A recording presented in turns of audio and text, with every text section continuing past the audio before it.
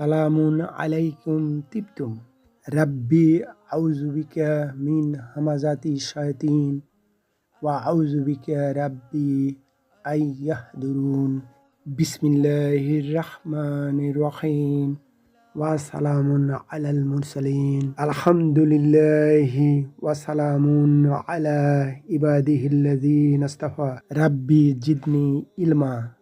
প্রিয় মুহতারাম, আপনি যদি আল কোরআনুল মাজিদ জীবনে একবারও বুঝে পড়তে চান তাহলে এই ক্লাস আপনারই জন্য। সাধারণভাবে সাদা কালো আরবি অক্ষরে ছাপানো আল কোরআনুল কারীম তেলাওয়াত করলে বা পড়া হলে বোঝা যায় না যে কোন শব্দ কোন বৈশিষ্ট্যের বা কোন পদের। কিন্তু আমাদের ক্লাসে চেষ্টা করা হয়েছে কালার কোড দ্বারা প্রতিটি শব্দ পৃথক করা এবং একটি শব্দের মধ্যে লুকিয়ে থাকা অন্য শব্দকে বের করা পাঠক বৃন্দের বোঝার সুবিধার স্বার্থে। যেমন স্লাইডের মাঝখানে আল কোরআনুল মাজিদের একটি আয়াতের দিকে লক্ষ্য করুন। এখানে প্রথম শব্দ সাতাজিদুনি একটি শব্দ নয়, বস্তুত এখানে 4টি শব্দ। এখানে সা হলো হরফ বা প্রিপোজিশন, অর্থ হলো শীঘ্রই, আর তা হলো দুমির মুত্তাসিল বা অ্যাটাচড সাবজেক্টিভ প্রোনাউন, অর্থ হলো তুমি বা আপনি।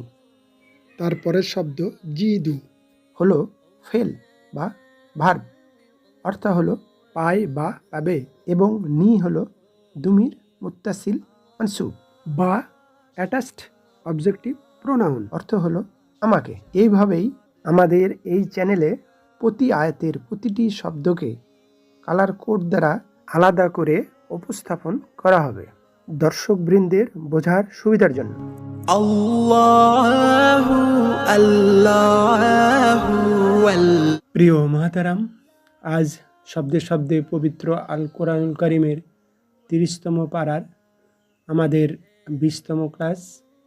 আজ আমরা দেখব সূরা আল ফিলের 105 নম্বর সূরার 3, 4, 5 আয়াত নিয়ে তাহকিক ও তারকিব।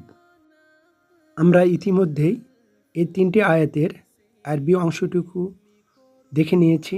এখন আমরা দেখছি এই 3টি আয়াতের বাংলানুবাদ। আজকে আলোচ্য 3 নম্বর আয়াতের প্রথম শব্দ ওয়া, হরফ আতফিন, কনজাংশন।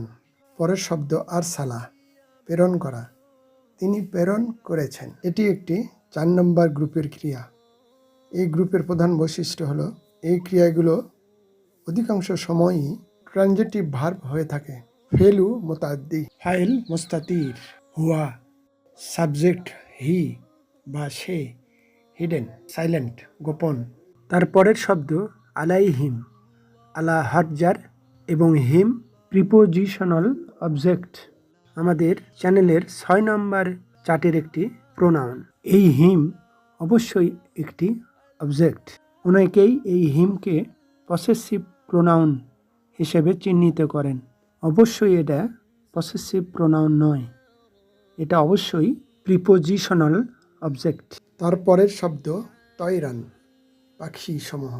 ওয়াহিদ, তয়রুনের জামু প্লুরাল, তয়রুন।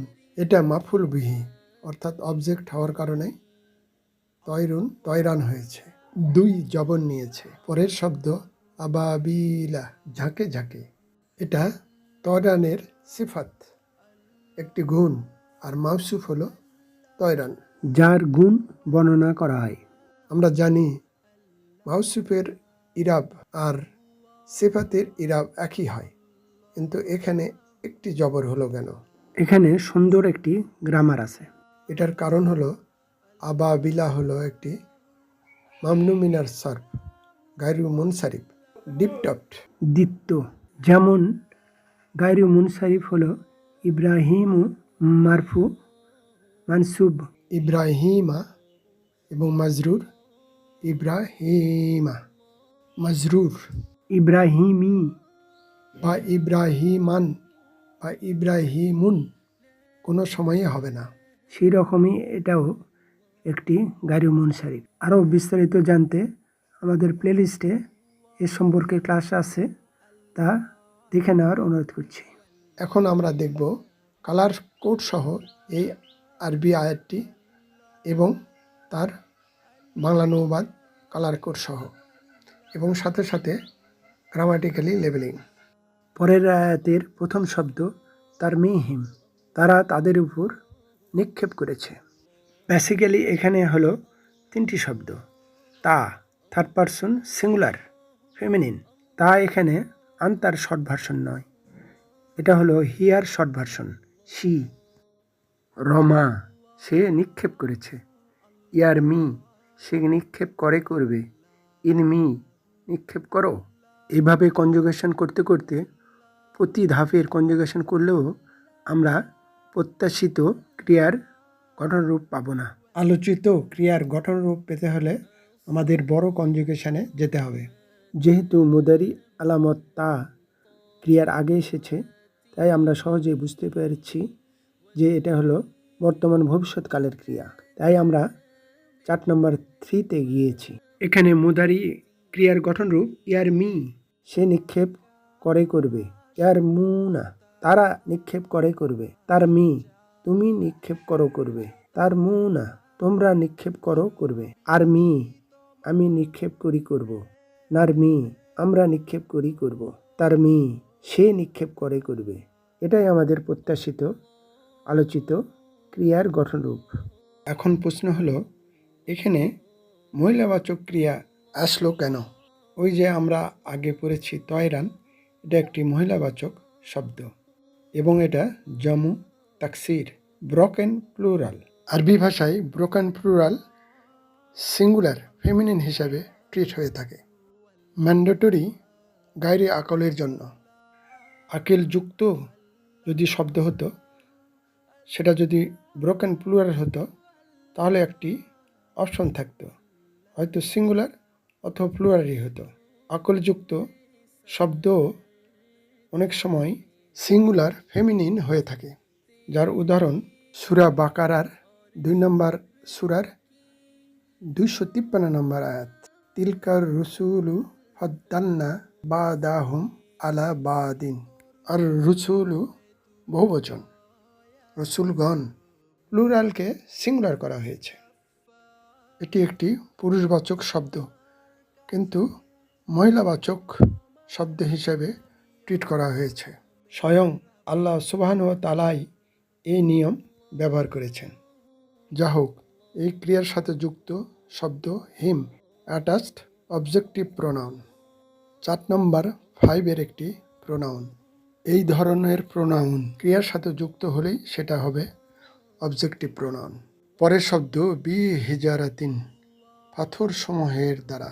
বি হলো হরফজার এবং হাজারুনের বহুবচন জামু হিজারাতুন।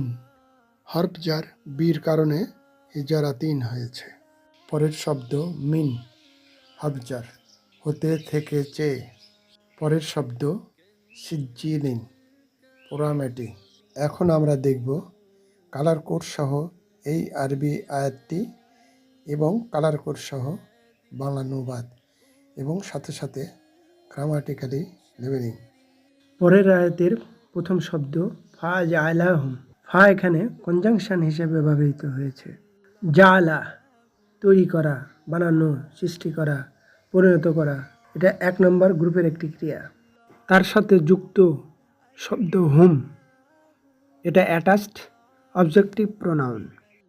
আমাদের চ্যানেলের 5 নম্বর চার্টের একটি প্রোনাউন। পরের শব্দটি কাসফিন।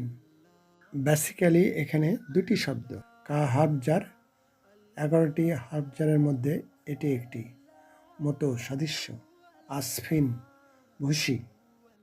তারপরের শব্দ মাকুল, যা খাওয়া হয়েছে বা যা ভক্ষিত হয়েছে। এটা আকালা ক্রিয়ার একটি মাফুল। আকালা সে খেয়েছে, এটি একটি 1 নম্বর গ্রুপের ক্রিয়ার অন্তর্ভুক্ত। ওয়াই সাবগ্রুপের ক্রিয়া মাহমুজ ক্রিয়া, যে ক্রিয়াতে হামজা থাকে। আকালা সে খেয়েছে, ইয়া কুলু সে খাবে, কুল খাও। এভাবে কনজুগেশন করতে করতে আমরা 9 নম্বর ধাপে এসে পাবো মাফুল মাকুল, যা খাওয়া হয়েছে। এটাই আমাদের আলোচিত প্রত্যাশিত শব্দ বা মাফুল। এখন আমরা দেখব কালার কোড সহ এই আরবি আয়াতটি এবং কালার কোড সহ বানানুবাদ এবং সাথে সাথে গ্রামাটিক্যালি লেভেলিং। প্রিয় মহতারাম, আজ এই পর্যন্তই। অমা তৌফিকি ইল্লা বিল্লাহ, আলাইহি তাওয়াক্কালতু ওয়া ইলাইহি উনীব। এই চ্যানেলটি ভালো লাগলে প্লিজ একটি লাইক দিন, সাবস্ক্রাইব আইকনটিতে প্রেস করুন, পাশের অল আইকনটিতে ক্লিক করুন। মাশা আল্লাহ, লা কুওয়াতা ইল্লা বিল্লাহ। আসসালামু আলাইকুম ওয়া রাহমাতুল্লাহ। আল্লাহ হাফিজ।